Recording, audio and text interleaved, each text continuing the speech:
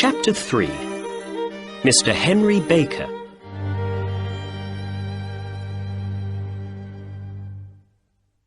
Holmes took the blue diamond in his hand and looked at it. "What a beautiful thing," he said. "Look at the wonderful colours in it. Dark blues and cold whites. All big jewels make people into thieves and killers in the end.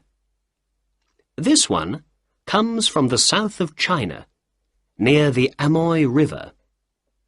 It's only 20 years old, so it's a young thing. But already, many terrible crimes are happening because of it. I'm going to put it in my safe now, and then let's write a letter to the Countess of Morcar and say we have her beautiful blue diamond here with us." "But Holmes," I said, "I don't understand. Is that young man Horner innocent after all?" "I don't know." "And what about Henry Baker? The tall man with the hat and the goose? Is he the jewel thief, perhaps?" "No, I don't think he is. I believe he's an innocent man.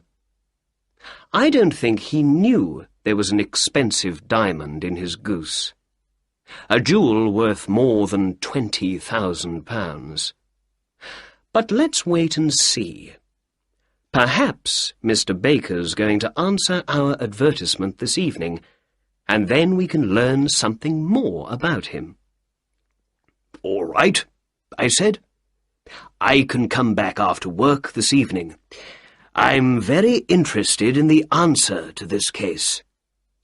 "Good," replied Holmes. "Dinner is at 7 o'clock.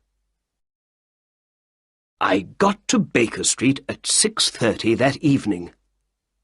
There was a tall man already at Sherlock Holmes's front door when I came down the street. He wore a long winter coat and had a Scottish hat on his head.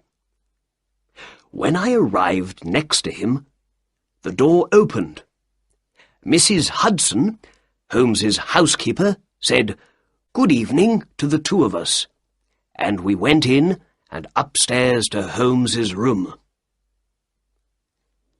"Mr. Henry Baker, I believe," said Holmes to the man when he came in.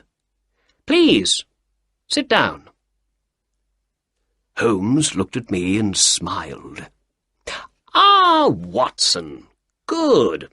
You are here when we need you." Then he looked back at his other visitor. "Is that your hat, Mr. Baker?" Mr. Baker looked at the hat on the chair. "Yes, sir. That's my hat. There's no question about it." He was a big man with a big head, an intelligent face, and grey hair. I remembered Holmes's words about him. He wore a dirty old black coat, with no shirt under it, but he spoke slowly, quietly, and carefully. I looked at him and listened to him, and I thought, yes, this is an intelligent man. He was rich once, but now he has no money, and things aren't easy for him. "We found your hat and your goose some days ago," said Holmes.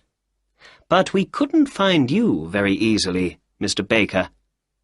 We didn't know your address.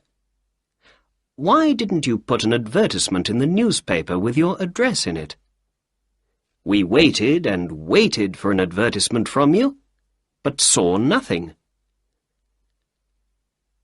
Mr. Baker smiled. "Oh, I'm sorry. Advertisements are expensive, and I haven't got a lot of money these days. I had once, but not now," he went on. "And, well, I thought those young men in Tottenham Court Road had my hat and my goose, and I didn't want to put an expensive advertisement in the newspaper for nothing." "I understand," said Holmes. "Now, before we say more, I must tell you something about your goose, Mr. Baker. I'm sorry, but, well, we ate it yesterday, you know." "You ate it?" said our visitor, and he stood up excitedly. "Yes. Well, we didn't want it to go bad, you see. But we bought a nice new goose this morning for you. It's on the table there, by the door. Is that all right for you?"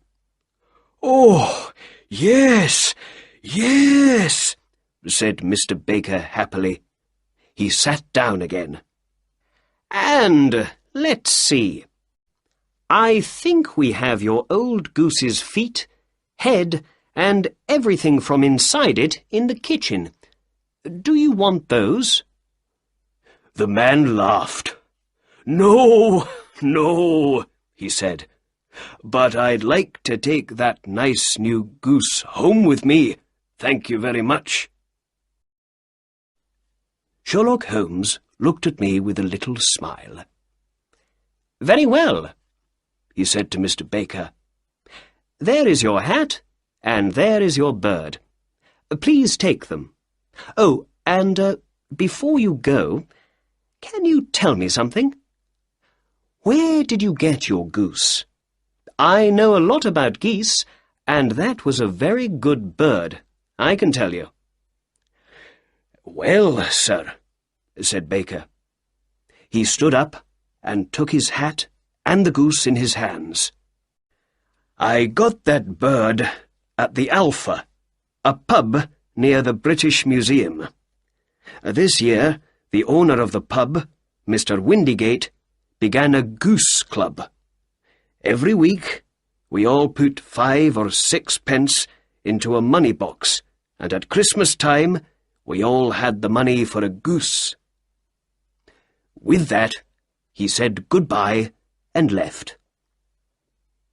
"Well," said my detective friend, "that answers one question. Mr. Baker is not our diamond thief. Are you hungry, Watson?" "Ooh, no, not very." "Let's eat later, then. We must go to the Alpha at once. We need to speak to Mr. Windygate tonight."